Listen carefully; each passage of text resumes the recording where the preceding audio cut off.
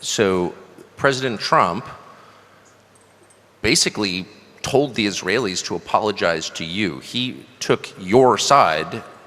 He took the side of an Arab country against Israel in this specific case. I don't think I've ever seen that before. I don't think it's ever happened before. What was your reaction to that? Well, I'm confused then. If you hosted Hamas here and sent money to Gaza, both of those things at the request of the U.S. government and the Israeli government, successive Israeli governments, why did Israel bomb your country?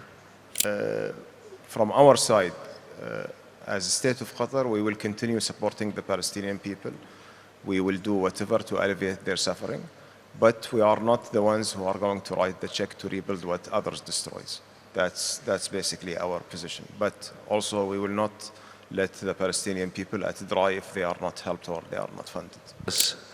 With the agreement of Donald Trump, this was part of Donald Trump's plan, was to bomb Doha, bomb his own peace negotiations, and you're saying that's not true. Well, I think this is one of many efforts to sabotage the relationship between Qatar and the United States, and they want as being a tool of Qatar. And I just want to say what you already know, which is I've never taken anything from your country and don't plan to. I am, however, tomorrow buying a place in Qatar. Both because I am pay a high check in Doha, yeah, and I'm doing that because I like the city. I think it's beautiful. Have you been reading the coverage on American social media of this? Well, actually, I've been going through some of them this morning, and I saw like a lot of contradicting messages. Pretty intense, I'd say. This country is being denounced as a terror state, terror financing, very high volume. Lots of attacks, including from politicians, sitting U.S. senators, Ted Cruz, for example. And the main criticism seems to revolve around Hamas. And the idea is that your country, and you specifically, are supporters of Hamas, you're terror financiers.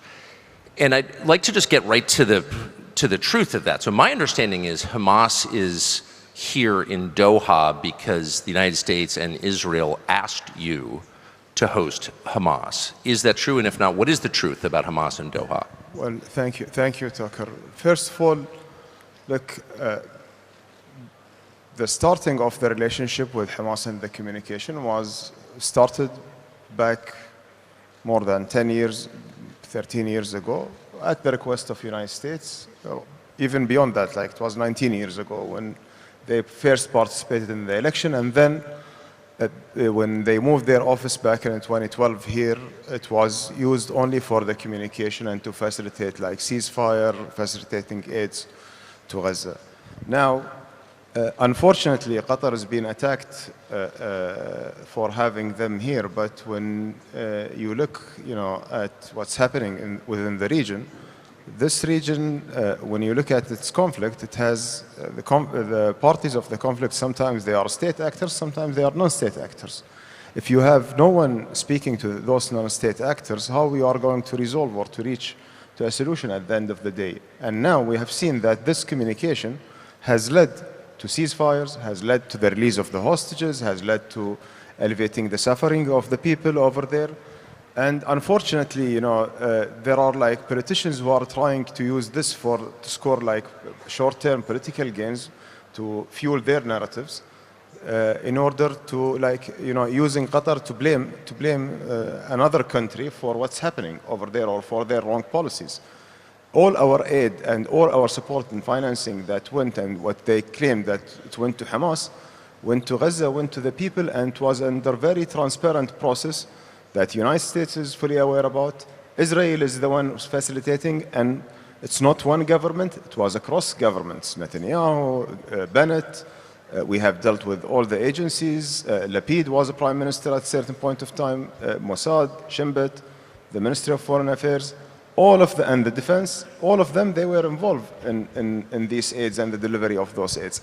So today, when they are claiming that this is the financing of Qatar to Hamas, it has no basis. It's just a way to spread this information about a country that doesn't do anything for them, but it's doing things that are against their policies. If you just go to Qatar records with in its engagement with the United States for the last 20 years or 30 years.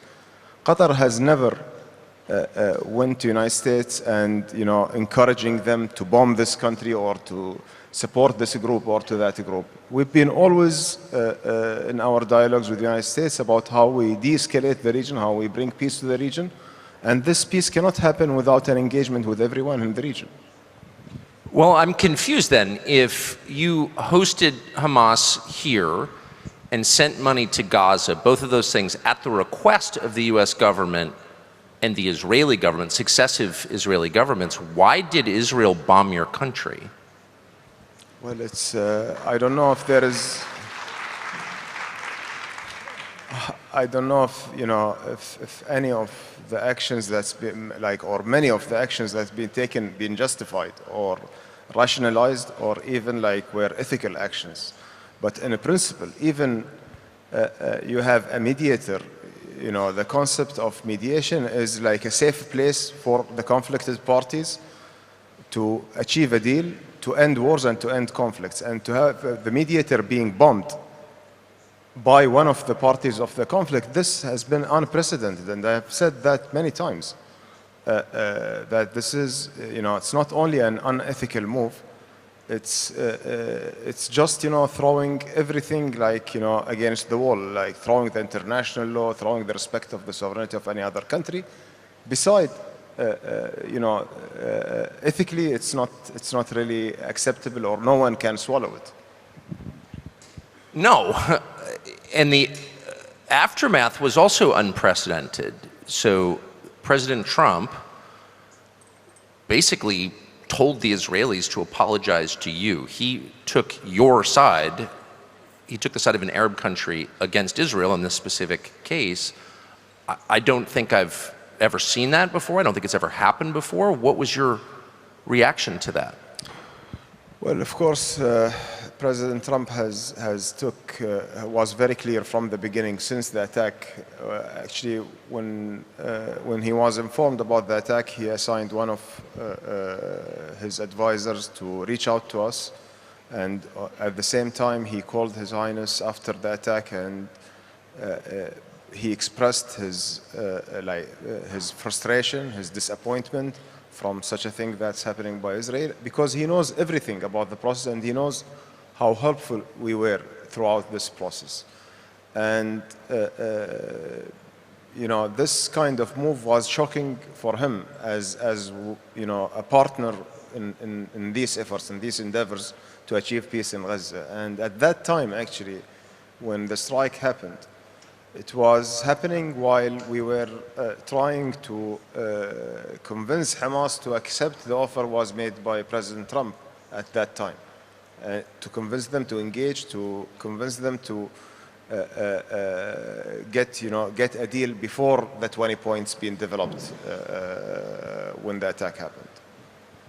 So you're saying that President Trump was surprised by the bombing of Doha by the Israelis. Of course, it was his peace process that was short-circuited by their bombing using American money. You're saying that the president didn't know that was going to happen. He was surprised. He called us right away.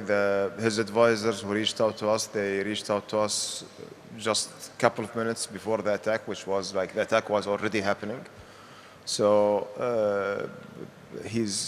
it was very clear demonstration with all the actions that this is something happened against his will, and he doesn't accept it.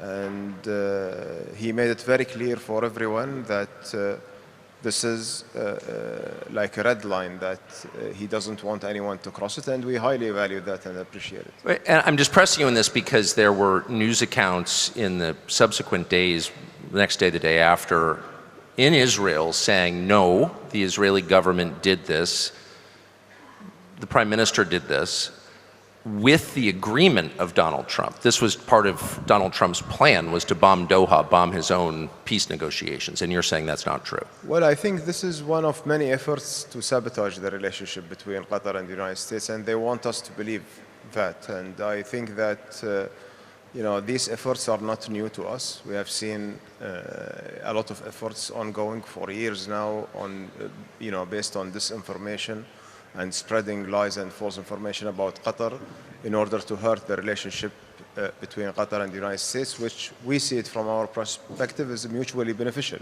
for both countries.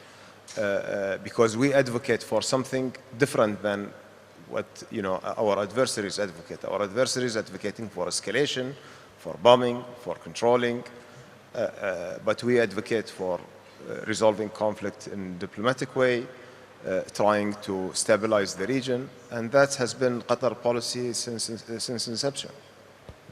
So you said that your country has sent money to Gaza for humanitarian reasons. That's your position.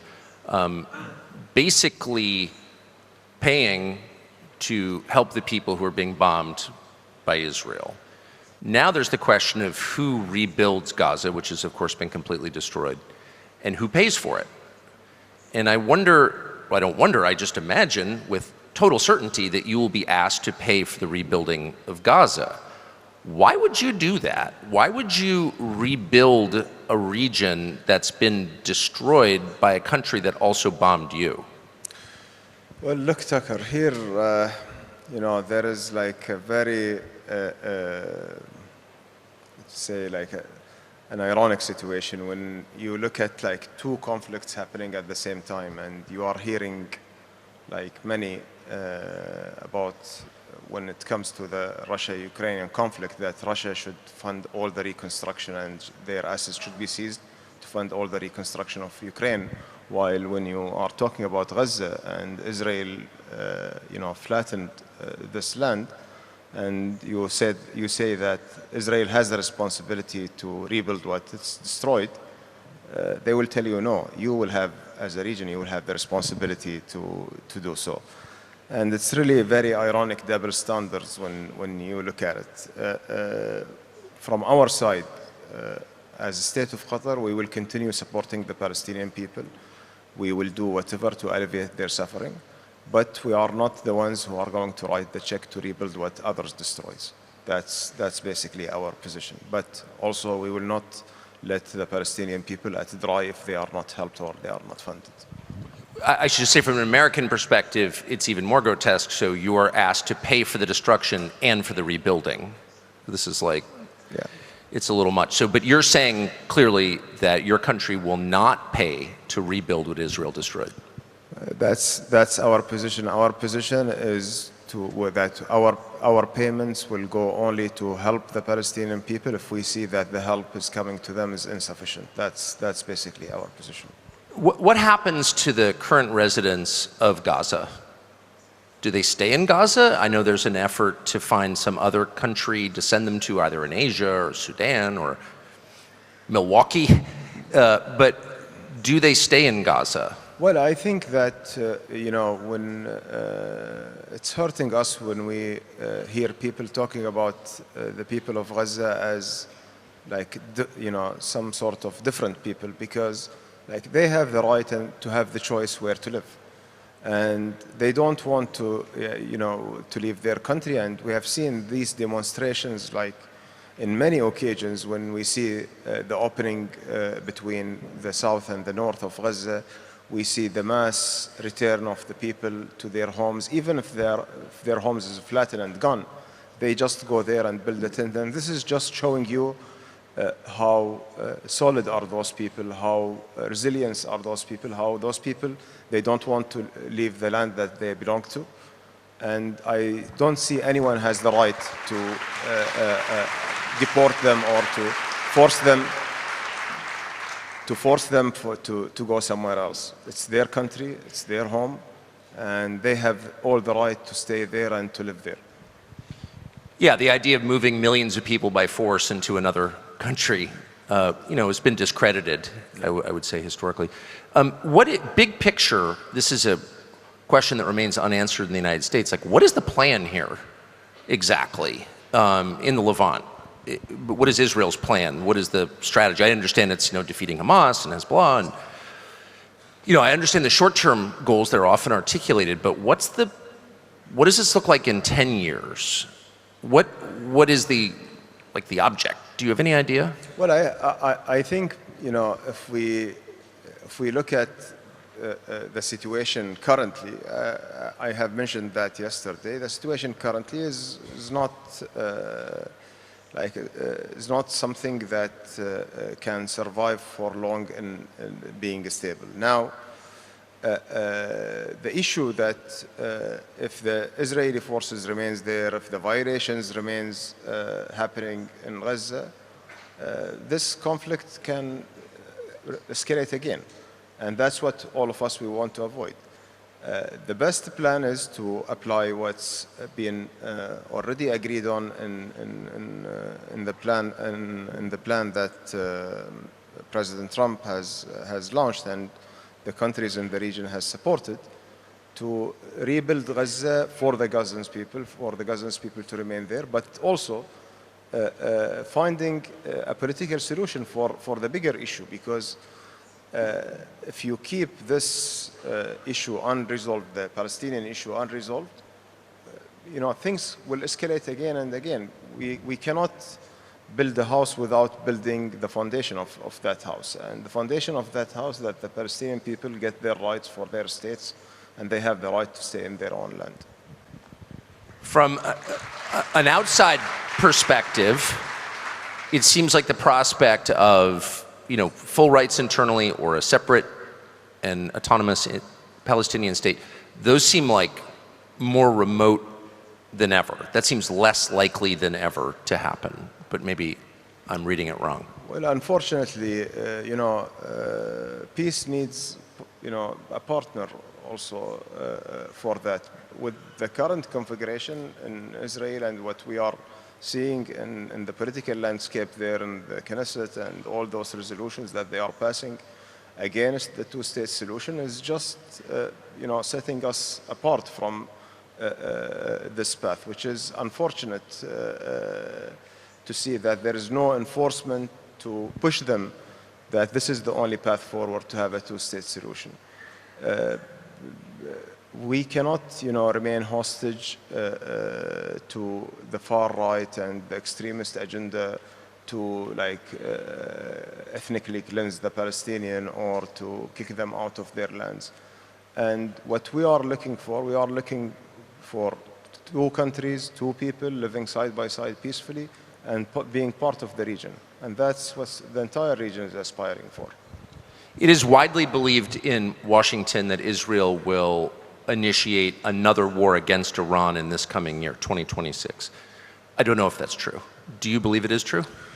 Well, let's hope not. I think that it's very important to try to find a way to reactivate the talks on the nuclears and to see a track of diplomacy, because right now what we are seeing, there is an absence of any efforts in resolving the issue diplomatically. And as we have mentioned many times, that anything would happen to Iran, it will have its impact on the entire region, on the entire Gulf region. Qatar, Saudi, Bahrain, Kuwait, UAE, all the countries will be affected with such a thing. And I hope not, but there is a lot of uncertainty of what's happening in the region right now. We see Lebanon bombing is continuing while what supposedly the war is ended. We see Gaza bombing is still continuing while there is a ceasefire is ongoing. So it all depends on how can we make sure that Israel stops at this level and doesn't escalate further. One of the reasons I openly admire you despite much criticism and was grateful to interview you today is because your country acts as a kind of neutral zone around the world, not just in your region. Switzerland no longer being non-aligned, unfortunately, it's fallen to your country to be the place where people can negotiate conflicts to peace, settlement. You're doing that in Eastern Europe with Russia, Ukraine. You helped get Evan Gershkovich out of prison in Russia. I don't know if you've gotten credit for that. God bless you for doing that. Do you see that conflict as moving toward resolution? Well, I think that there are a lot of hope in the current endeavor that's carried out by the United States to reach to a resolution, because I believe that this war has becoming like very disruptive, not only for Europe and not only for the Ukrainians, becoming disruptive for the entire world, and it's just, you know, polarizing the world more and more. And this is not in anyone's interest, and it will have its consequences. Right now, we see relentless efforts by the U.S. administration in order to achieve a deal. And the Ukrainians are engaging in this process, and we are trying our best also whenever we are needed to help and to support within that process. But I believe it is solvable. It can be achieved. It's not something impossible. So last question. I've been personally, not to make it about me, but I have been criticized as being a tool of Qatar. And I just want to say what you already know, which is I've never taken anything from your country and don't plan to. I am, however, tomorrow buying a place in Qatar, both because I am pay a high check in Doha, yeah, and I'm doing that because I like the city. I think it's beautiful, but also to make the statement that I'm an American and a free man, and I'll be wherever I want to be, which I think is important. But that does kind of leave us in a place where I have not taken any money from Qatar. I have instead given money to Qatar. And I wonder if you feel that that means I've bought you and you will now spew my propaganda. Well, thank you. Just ask me whatever you want me to do for you, I will do it. But look, Tucker, unfortunately, as I told you, that there are a lot of players putting a lot of efforts to sabotage the relationship between Qatar and the United States, and to try to demonize anyone who will come to this country. Our efforts, when we are lobbying or doing, you know, our outreach in the United States, is to make sure that this relationship is safeguarded. And the relationship for us is mutually beneficial. We are not getting aid from the United States. Instead, we are buying from the United States. We are partnering with them. We are investing in the United States investing in Qatar. And this relationship has been always a two-way relationship. And we pay all these amounts for lobbying only to protect and to safeguard this relationship. If we were not being attacked and under a lot of disinformation campaign that's been unfortunately funded by other players who doesn't want to see a U.S.-Qatar relationship flourish, we would spend this money for better things, you know, to do with the relationship.